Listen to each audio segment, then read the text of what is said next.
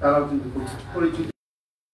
আপনাদের আশ্বস্ত করতে চাই, আপনারা প্রচারণা চালাবেন, এটা শুরু হবে কি আজকে থেকে। এবং আপনারা সবাই জানেন যে আপনাদের সামনে এইরকম একটা আপনাদের এটা দেওয়া হয়েছে না, এটা ভালো মতো করবেন। এখানে আপনাদের জন্য কিছু আচরণ বিধিমালা প্রতিপালনের জন্য কিছু নিয়ম কানুন দেওয়া হয়েছে। এইটা ইমপ্লিমেন্ট করার দায়িত্ব আমাদের এক্সিকিউটিভ ম্যাজিস্ট্রেট যারা আছেন, জুডিশিয়াল ম্যাজিস্ট্রেট, তারা প্রতিপালন করবে, তাদের সহযোগিতা করবেন। আপনারা যে সকল ক্ষেত্রে আমাদের বাধ্যবাধকতা আছে সেগুলো মেনে চলবেন। যেমন উদাহরণ দিচ্ছি যে রাত দুপুর 2টা থেকে রাত 8টা পর্যন্ত মাইকিং করা যাবে, অন্য সময় করা যাবে না। সেই মাইকের একটা নির্দিষ্ট লিমিট আছে, 60 ডেজ, সেগুলো আপনারা বজায় রাখবেন। অবশ্যই এগুলো যদি বরখেলাপ হয়, আইনের একবারে শেষের দিকে বলা আছে কি শাস্তির বিধান আছে, সেগুলো কিন্তু আমাদের আচরণ বিধিমালার দায়িত্ব যারা আছে সেই এক্সিকিউটিভ ম্যাজিস্ট্রেটটা কিন্তু আপনার কনভিকশন দিতে পারে। তবে সেই পরিস্থিতি যেন না হয়, আপনারা সবসময় আচরণ বিধিমালা মেনে চলবেন। আর আমি প্রশাসনের পক্ষ থেকে আমরা আশ্বস্ত করতে চাই যে আমাদের যে পুলিশ সুপার মহোদয় আছেন, আমি গত 1 বছর 1 মাস তার সাথে কাজ করেছি। উনি অত্যন্ত এই বিষয়ে একটা সিনসিয়ার একজন, তার কাছ থেকে আমি সকল সহযোগিতা পেয়েছি।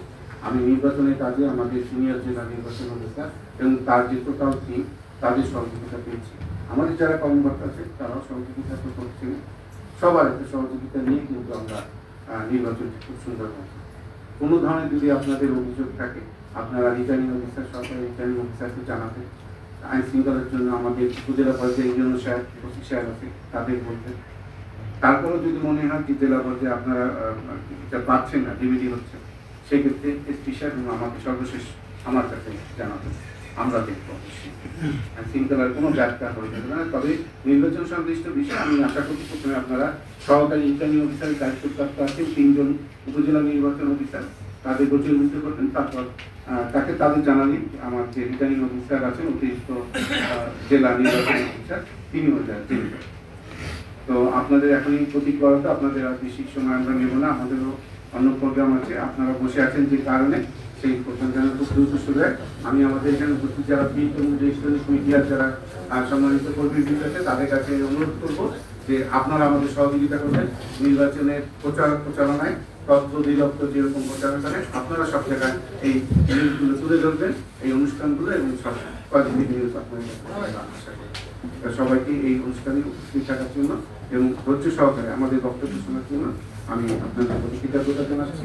জয় বাংলা, বাংলাদেশ চিরদিন। ধন্যবাদ। এই পর্যায়ে আমাদের প্রথম পর্বের সমাপ্তি। আমরা কিছুক্ষণ পরে কার্যক্রম শুরু করব। আমি প্রধান অতিথি সহ আমাদের সম্মানিত সকল স্যারগণকে ধন্যবাদ ও কৃতজ্ঞতা জানাচ্ছি। আসসালামু আলাইকুম।